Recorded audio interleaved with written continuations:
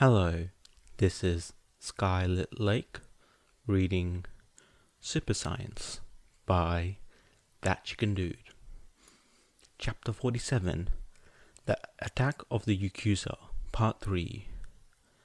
These guys just don't know when to give up, do they? Pura asked as she and the staff locked up inside the security room, watched as the Yakuza tore through the mass of robots. If it weren't for their leader, the big one, and the one with the force field quirk, then we would have dealt with them already, Robbie said as he pressed buttons to ready the indoor security. Guess we gotta get our hands dirty, Cho said as she cracked her knuckles. I should have stayed in bed, Wiley groaned. After they made sure the Yakuza would be kept busy for a time, Egon gathered everyone up and asked, "Alright people, do you know what to do?" Everyone replied or nodded, and he said, "Good, then stay safe."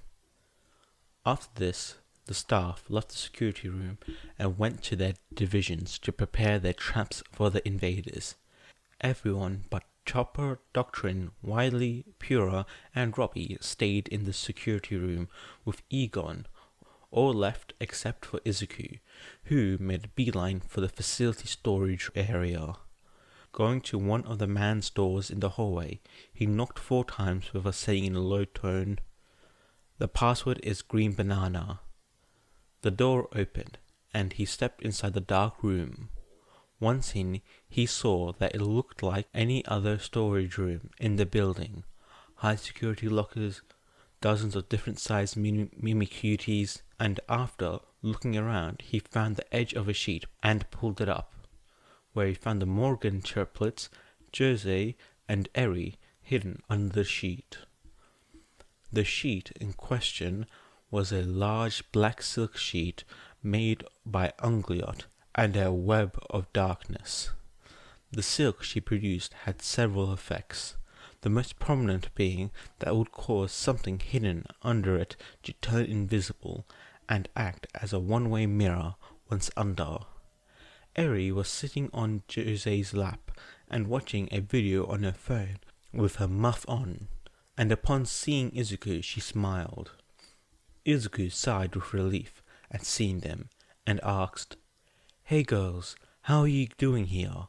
"We're alright, a bit spooked, but we're managing," Megan answered. "How's everyone outside?" Millicent inquired.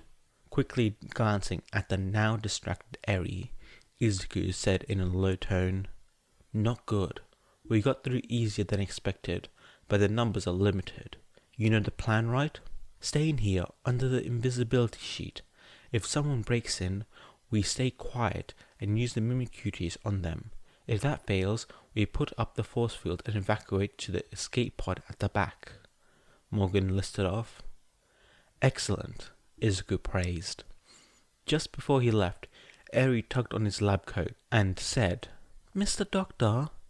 Izuku kneeled to her and said back, "Just call me Izuku, Eri. Are you doing alright? Do you want a snack?"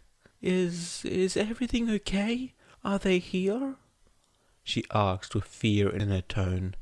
Izuku thought up the best way to say it without upsetting her or setting off her quirk, so he smiled, petted her head, and told her, "Things are confusing right now, but we have it all under control.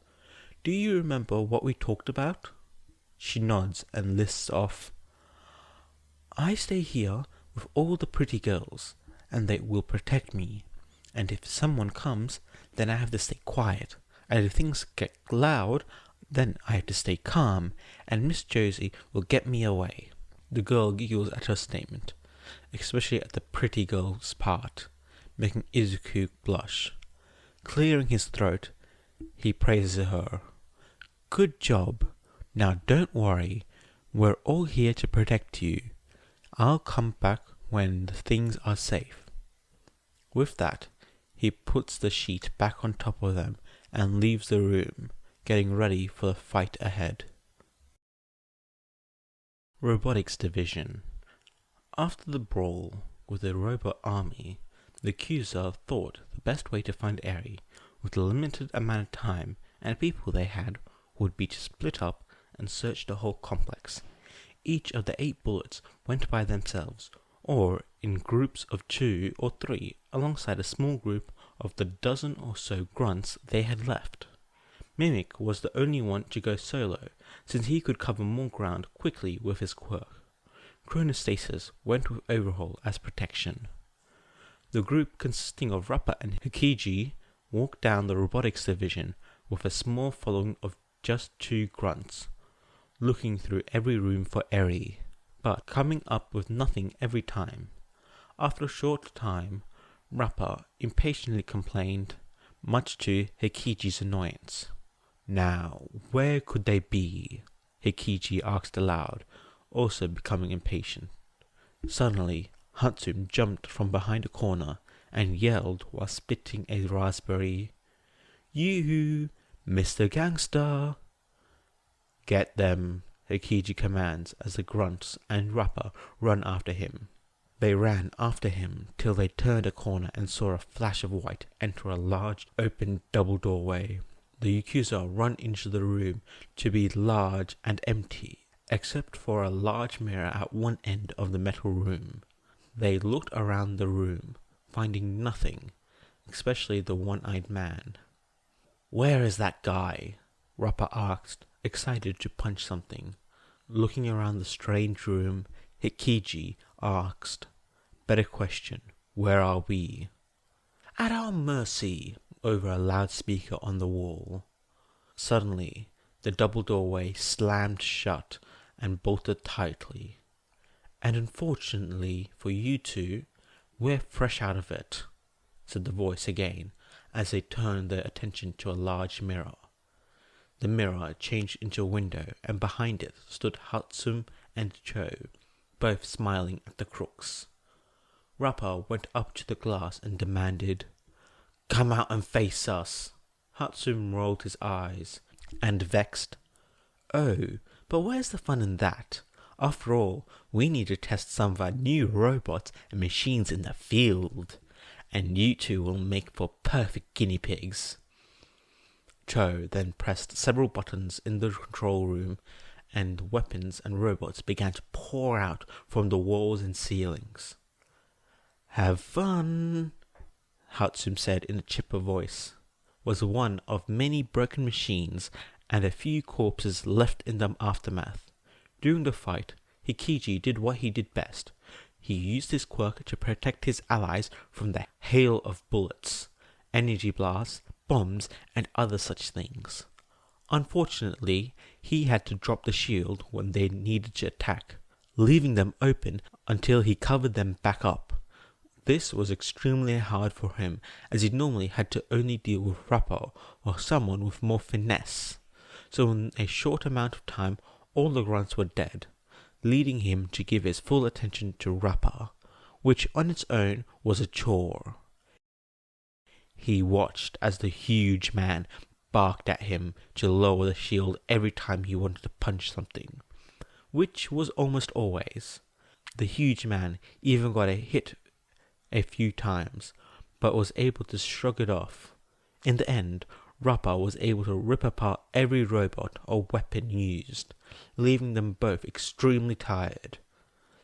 In the wake of the broken machines, receding weapons, and newfound safety, Hikiji said while wiping his brow, "That was actually quite challenging." "I loved it," Rappa exclaimed with enthusiasm. "Ah, you defeated our weapons and machines? Well, I guess we need to do some serious rework," Hatsum said in mild irritation, pouting like a child. Rappa then raced over to the window and began to pound it mercilessly, only to quickly find that no matter how hard he hit, it wouldn't even shake from the vibrations. However, that didn't stop him from trying, which made Cho sigh, roll her eyes, and say over the speakers, "Oh, don't even try that.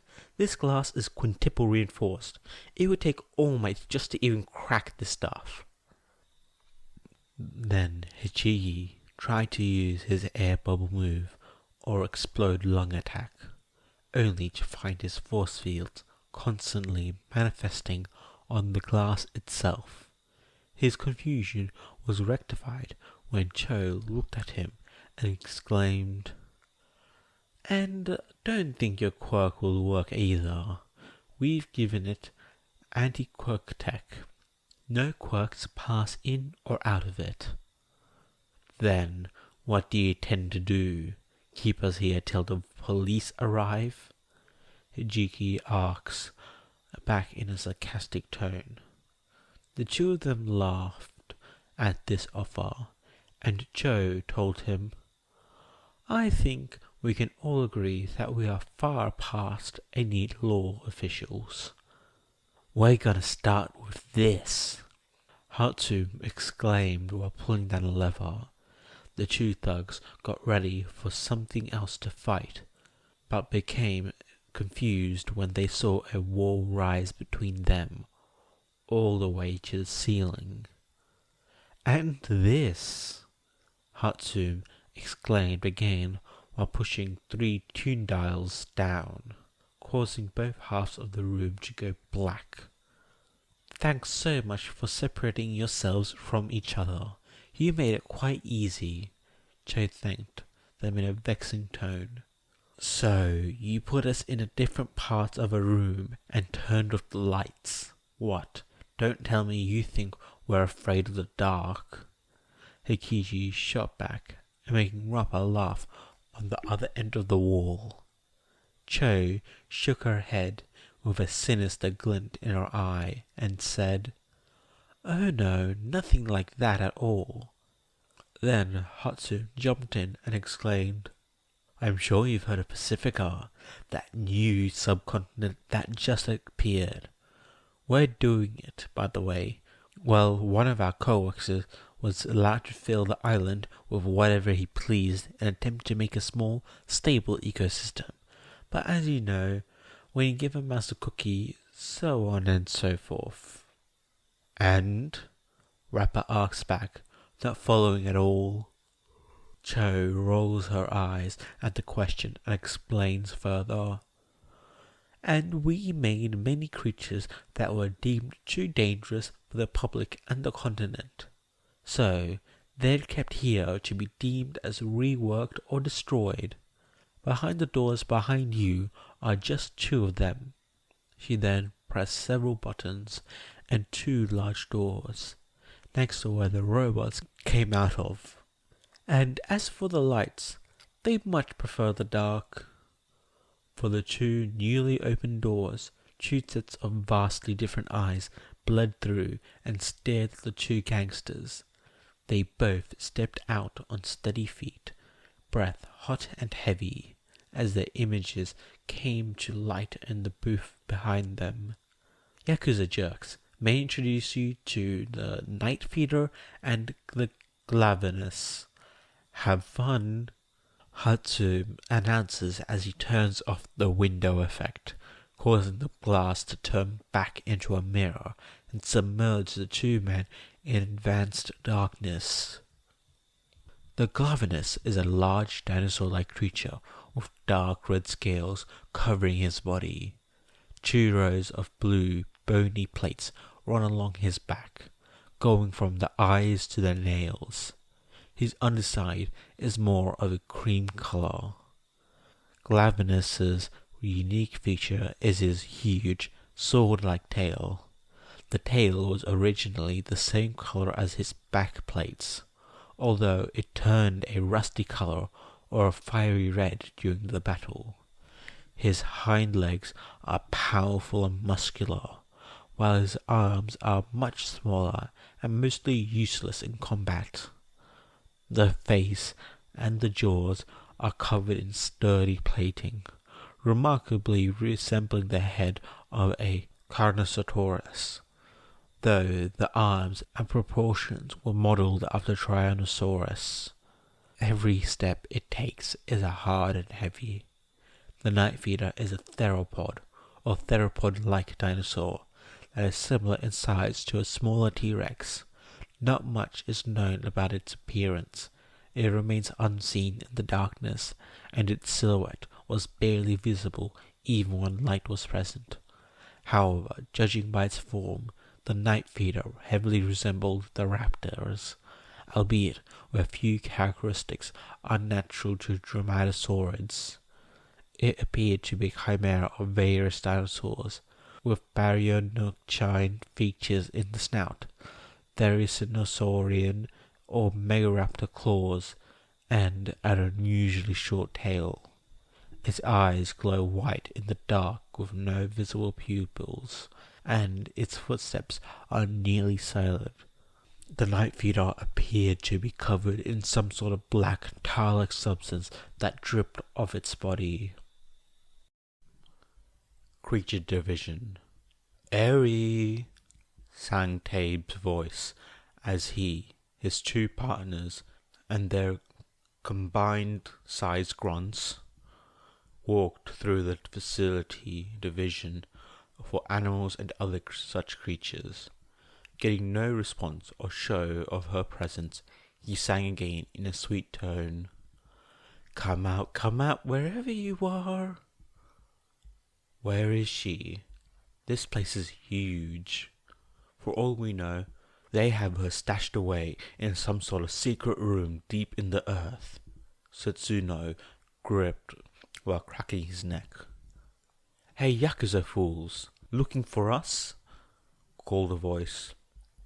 The thugs turned to the sound and saw Anima and Otto standing on the far side of a trident-shaped hallway, bent over and shaking their butts at them, which immediately granted them their ire.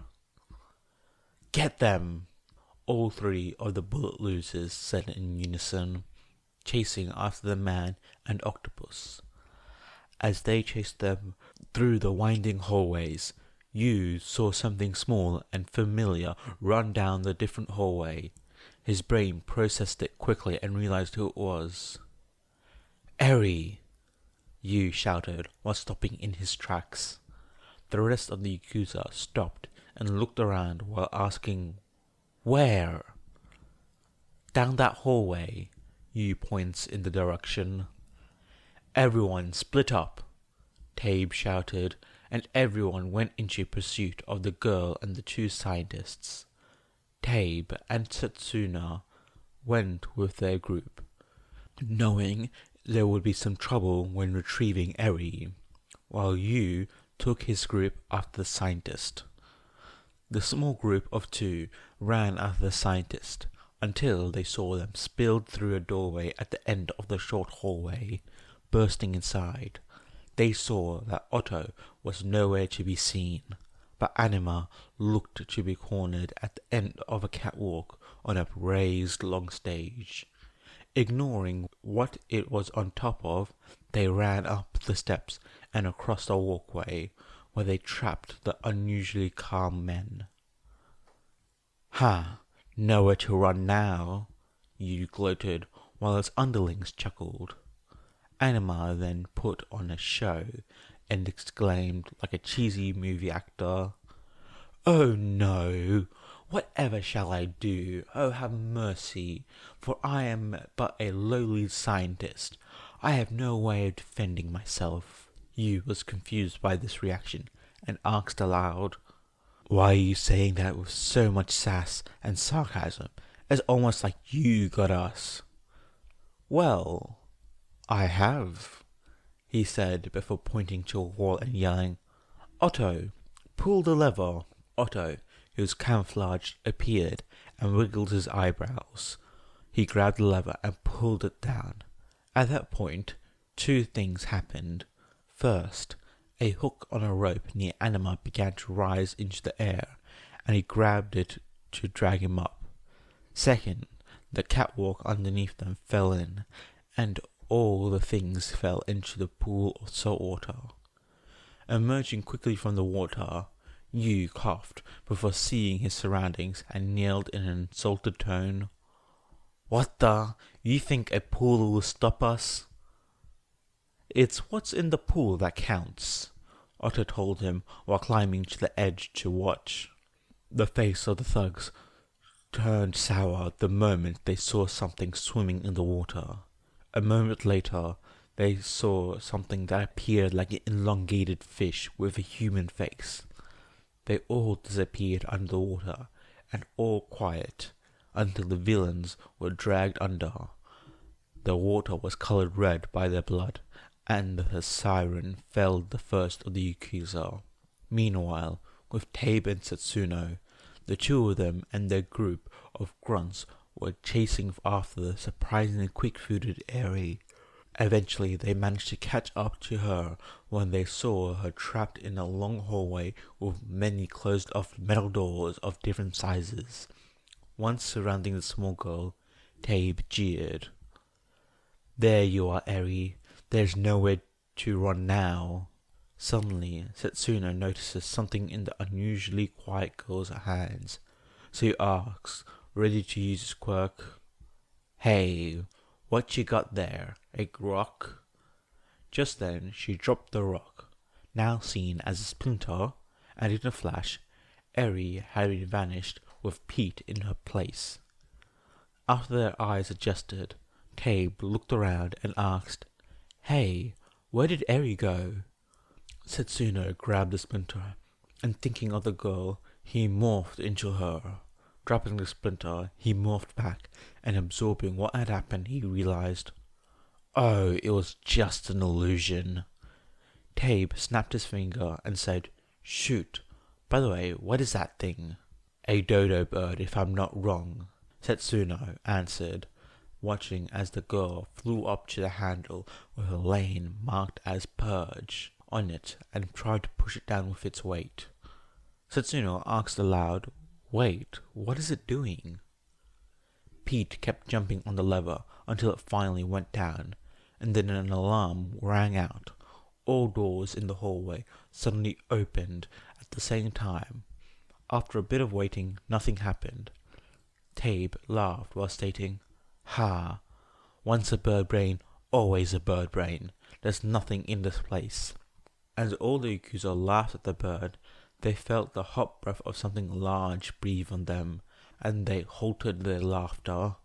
After a bit of suspenseful silence, one of them dares speak. "Hey," Tabe says. "Yeah?" Setsuno replies. "Tell me that's your hot breath on my neck," Tabe asked him. "No." Setsuno represses a sob and answers. All the gangsters turned around slowly and saw a huge creature standing over them, a creature that they had never seen before, something new and alien, something created. They looked back and saw several dozen eyes peeking out from many different sized doors in the hallway. Small animalistic noises came from within each room and got louder and louder.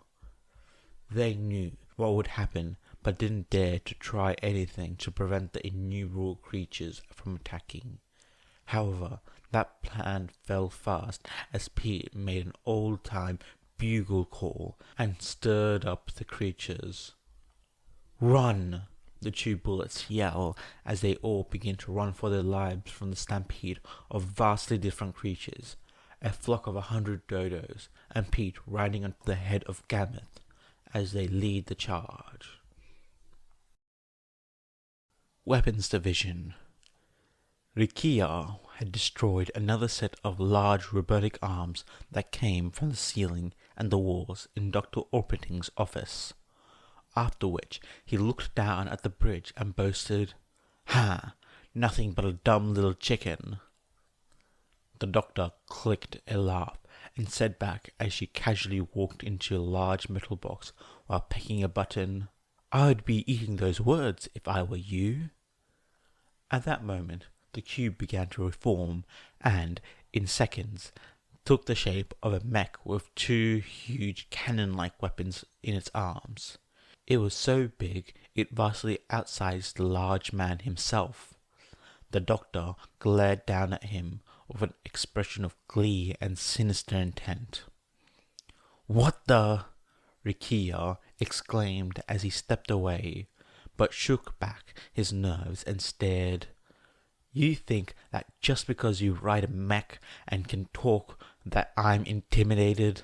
You should be, because this is where you meet your match, she exclaimed in an excited tone as she pecked several buttons, causing the devices on the arms to charge up.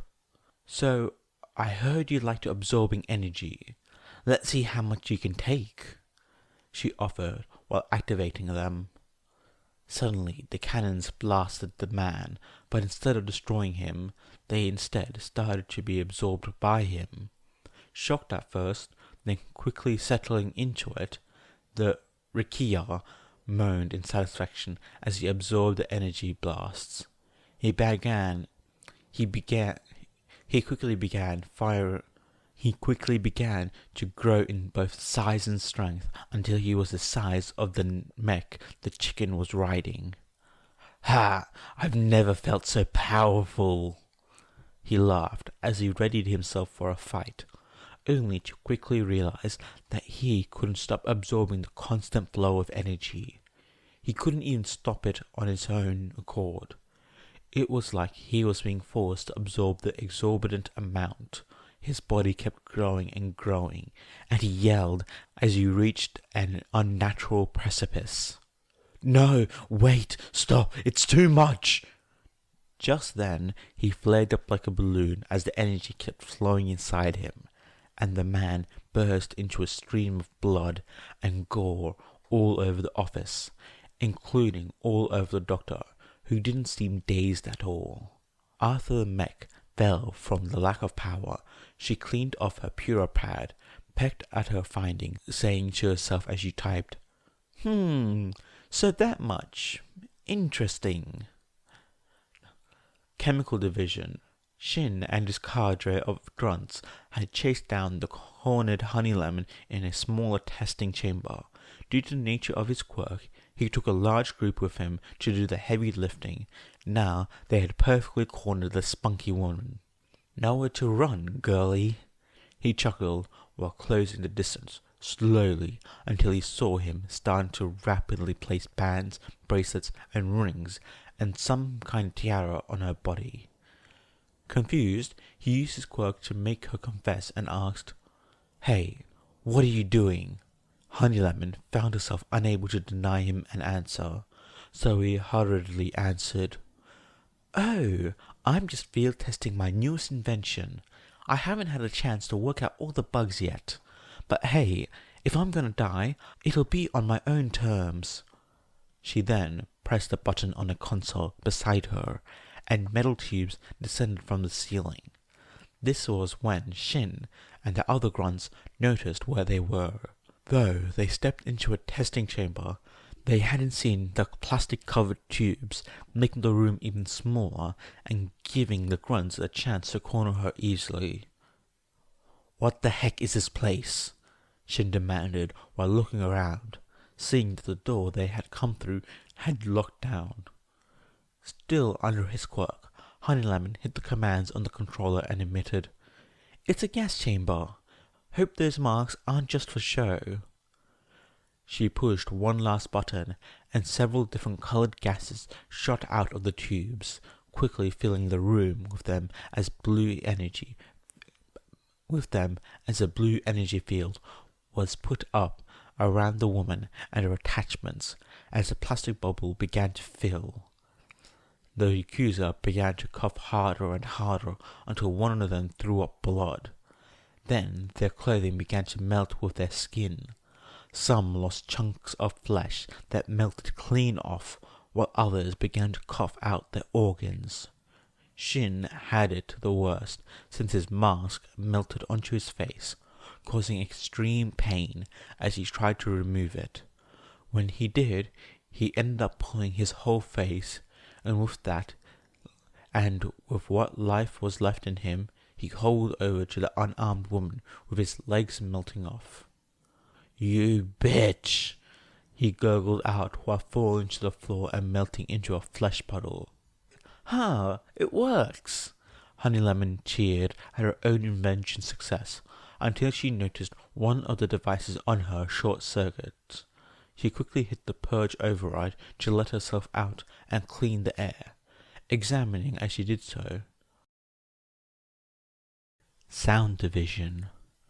Unlike his co-workers, Hunkoyo didn't fare as well and ended up getting caught by Dedoro and his 3 grunts on the ground with a new black eye and breathing heavily as his head tubes wrapped around himself and hissed in defense. He looked up at the masked man with the feeling of vertigo hitting him hard. After finishing his bottle of sake, Dedoro demanded, "Tell us where the girl is or we'll kill you." A thought crossed his mind, then an idea, and Hunkoyo smiled to himself as he put on an act, saying, Okay, you got me. I'll show you where she is. Just don't hurt me." "We'll see," Dedoro said while grabbing him up to his feet by his head tube and pushing him towards the door while yelling, "Now move." Hunkoyo did as he was told and led the criminals down to where he wanted them. The room he brought them to wasn't where Eri was kept, but something that would save him. As he stood off to the side of the door, he told him, "Well, here she is." "Where?" Dedoro asked back. Hunkoyo rolled his eyes at the question and told him, "Behind the door, stupid." He punched the wall next to the man and demanded, "Open it." "It's automatic, just walk up to it," Hunkoyo said calmly. Dedoro walked up to the door, which, as he was told, opened itself up. Inside, he saw how dark the room was, with several large, strange, and glowing white crystals acting as its only dim light source. "It's so dark in here," the bullet observed. "That's why she's in there," Hunkoyo told him, trying to reassure him enough to go in. Dedoro was cautious but stepped in slowly with his grunts at the rear. Once a few feet inside, something hit his nose, and he complained, "It smells weird." "Oh, that's just the after effects of eating light," Hunkoyo informed him casually.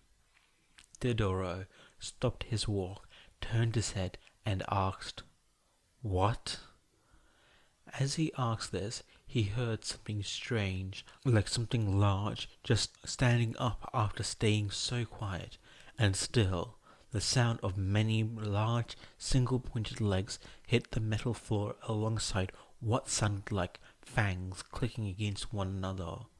The bullet and his men looked on to see a huge shape that was just barely fit into the huge room, looming over them with dozens of red eyes glaring down at them. Struck with primal fear, Dedoro froze as he asked, "What's that?" "That's Ungliot," Hunkoyo said with a proud tone. Suddenly, the man found himself bound in black webs, and he shouted as he tried to wiggle free, "I wanted you to take me to Eri." Hunkoyo put on a coy expression as he stood in the doorway and told him, "Oh, well, you just said her, so I just took you to the only her I know." He then stood out of the way as the grunts began to run at the sight of the huge spider, and dozens of smaller spiders covering every part of the free space in the room. Webs held down the first one. The second one was impaled by one of Ungliot's legs, and the last almost made it out of the door, but was caught at the kegs by the smaller spiders and dragged back inside the room. Hunkoyo laughed at the men's reaction to his best friend, and assured them with an unhinged tone, "Oh, don't worry, she doesn't bite to hurt, just to kill." After the men were caught, Ungliot brought one of her huge legs to caress Hunkoyo's face and saw his new black eye. She turned her eyes, filled with so much ire you could feel it, towards the men, and let out a booming shriek as Hunko told her, "Eat up, Ungliot, chow time." Plant Division. Mimic made his way into one of the greenhouses in the plant division, and looked over the many different and wild-looking plants growing in boxes and pots. While in his tiny puppet body, he held a teal flower and commented, "Nice plants." "Thanks, honey, I grew them myself," said a voice, causing Mimic to whirl around, at which he saw Dr. Hollyhock sitting on a giant leaf and typing something down on a pewter pad that was held up by a branch, not looking stressed at all. He smiled within his cute-looking body and said, "Thanks for saving me the trouble of sniffing you out. Tell you what, I'll cut you a deal. You tell me where the girl is, and I'll convince the boss to let you live." She waved her hand, and the branch and the leaf recessed back into the nest of plants as she stood and said in a calm tone, "How about go fuck yourself and your mama?" A tack mark appeared on his head, and Mimic said, "You asked for it." He then placed a small hand down on the floor and tried to morph into it, but he instantly noticed his quirk wasn't working. "Hey, what the? I can't fuse with the ground," he stated aloud. Hollyhock smiled and told him, "Look closer, sugar." A bit put off by this, he looked at the ground and realized it wasn't metal or stone like the rest of the building. "Moss!" he exclaimed, knowing his quirk was useless on anything organic. He then looked at the walls and ceiling and stated, "It's covering everything." "You just stepped into my trap, honey," she said in a proud tone as she struck a pose and something started to fill the air. "Well, honey, I may be trapped, but I don't need my quirk to kill you," he yells as he bursts out his false body and runs towards her with a knife, only to slow down and stop halfway when his senses starts to dull. "Wait, what's going on? I feel weird." Hollyhock giggles and informs him, "Oh, that's the effect of the drowsy poppy, the sweet rose, and the hypnotic pitcher plant. The room is just spinning right now, isn't it?" Suddenly, many vines wrapped around him, and the large man is pulled into the toothy maw of a giant carnivorous plant. The last thing he said as the plant closed around him was, "You witch! Don't worry, I'm not going to let you get away. Not after what you did to that sweet little girl," was the last thing he heard her say as the plant closed shut, making everything go silent and dark. The facility storage. Chronostasis and Overhaul walked down the long and winding hallway of the storage area, looking through each room for the girl. Chronostasis, with a device in hand, used to scan the room for any signs of life, but never got anything. After scanning the most recent room, Chronostasis told his boss, "Nothing in here either." Overhaul sighed out a groan of irritation and said, "Try the next one." Using another device that was hooked into the wall console, Chronostasis hacked the door open, leading to what appeared to be another empty room. However, it wasn't, as this was the room where the girls and Eri were hidden underneath the invisibility cloak. The moment Eri heard Overhaul's voice, she froze, but when she saw his silhouette plastered over the bright hallway he entered from, she shut her mouth and hid her face in Josie's chest, to which the large foxwoman held her tightly and stroked her head. The Morgana triplets didn't dare to move an inch, even though their movement under the sheet wouldn't be seen. They mentally prepared for the worst, hands at the ready. They would give it all they got in self-defense. They thought a force field wouldn't be enough for this, though, and since the two villains were in such proximity in such a small space, power word kill would be their best option if they ever found out. If they did find the sheet and rip it off, it would be the first thing they do, even if it did mean knocking them out. As the two men stepped deeper into the room, Chronostasis, using the life finder device in her hand, scanned the whole area they stood in. Chronostasis hummed after the scan was completed. What? Overhaul inquired, not hearing this before. The arrow-haired man takes off his mask to examine the device and explains, "It says here there's something in here. Lots of somethings. But I don't see anything." Just as Overhaul looked at the device with him, they heard something large quickly move. They both shut their heads up, and in front of them was a small lockbox that hadn't been there a moment before. Did that lockbox just move? Chronostasis asked aloud. Suddenly, they both saw all the different lockboxes begin to wobble and move ever so slowly towards the men, trying to surround them. The one in front opened its lid and showed off its rows of sharp teeth, causing the others to do the same. "Shit," Chronostasis cursed as he tried to shield his boss. "What is that thing?" Overhaul exclaimed as all the Mimicuties began to chase after them with hungry fervor. "Sir, move," Chronostasis tells as he practically throws the man out of the room. Falling to the floor outside the room, Overhaul can only watch in horror as his closest ally is seen trying to run for the door, only for it to close and lock in his face. The sound of him slamming his fist on the metal and the horrific sound of him screaming bloody murder as the Mimicuties eat him up. He looks down while on his knees, balls his fist and yells while punching the ground. "Damn it, damn it!" Suddenly, the floor under him moved incredibly fast, and he managed to center himself enough to see where he was headed. Out about several yards was one of the electrified Tesla gates. He was headed straight for it, and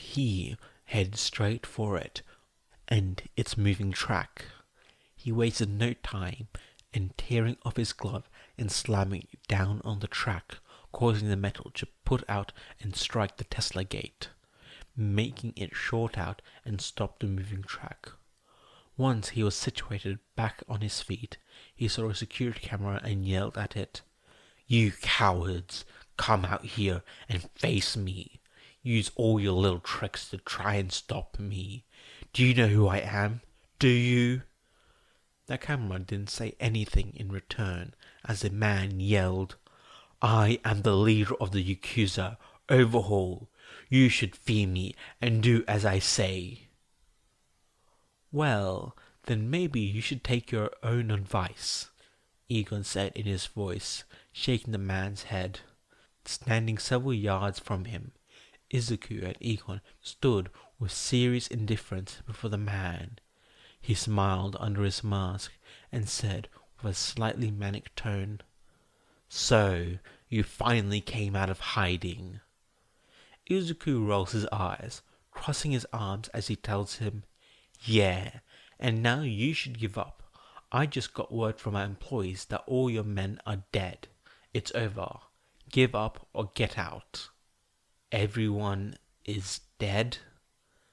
Overhaul repeated the words as if they weren't real. "Yes, you have nothing left. Even with your quirk, you only have 10% chance of winning this." Egon told him the odds while taking out cuffs and quirk dampening collar. "If I'm going down?" Overall said as he tightened his hand into fists. "Then it'll be on my terms," he yelled as he ripped off his other glove and slammed both of them on the ground, causing the two scientists to watch in horror as the leader of the Yakuza began a monstrous metamorphosis. Hey guys, I hope you enjoyed this video. This is a very long chapter I haven't had. It's been, well, since the start of this new season of this episodes. Either way, it's been a while since I had to do a single chapter because this chapter was long.